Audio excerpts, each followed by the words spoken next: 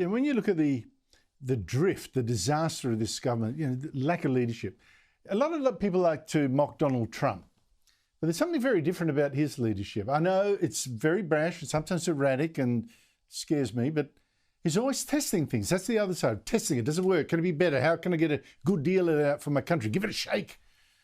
Test everything and do not cower. It's very different, don't you think?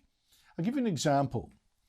Trump said to Canada, it was last week, I think, stop drugs coming over your border to the US or I'll smash you with tariffs. Within days, Canada's Prime Minister was in Trump's home for Thanksgiving, but Donald Trump still didn't let up on him. We are told that when Trudeau told President-elect Trump that new tariffs would kill the Canadian economy, Trump joked to him that if Canada can't survive without ripping off the U.S. to the tune of $100 billion a year, then maybe Canada should become the 51st state and Trudeau could become its governor. And to Ram at home, Trump posted this picture of him looking over the Canadian real estate. Joining me is Rowan Dean, editor-in-chief of The Spectator Australia and host of Outsiders on Sky News every Sunday at 9 a.m. There is a creativity there to this chaos, isn't there, Rowan? Like, nothing's sacred, everything can be tested. He wants the best deal, always.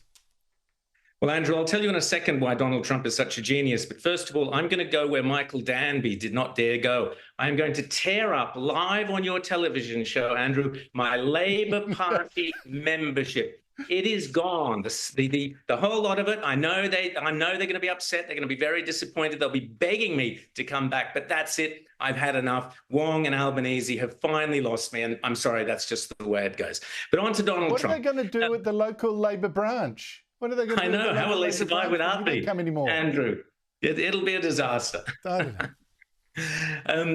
on to Donald Trump. The reason Donald Trump is so successful is because he's not a politician. Now, that might sound odd, seeing as he's won 2 presidential elections. I would argue he might have even won a 3rd, but there you go. That's for another day. But he's not a politician. He's a businessman. And as a businessman... Yeah, he's a businessman who wants to get results that are financially based, where if you're exporting, you sell more than you buy. If you're a trading nation, you trade, you sell and send overseas more than you're bringing in. It's pretty simple. If you're being threatened by another country, you use whatever tools you have at your disposal, preferably not military, to get your way. If it comes to requiring military force, he will use military force, and everybody knows that and appreciates that. But the reason that Donald Trump is so effective is he refuses to play all these politically correct games that the diplomats play at the United Nations, and that all the groups like all the NGOs and others play. Oh, we can't say this and we've got to do that, and the global order and world-based order and all this sort of stuff.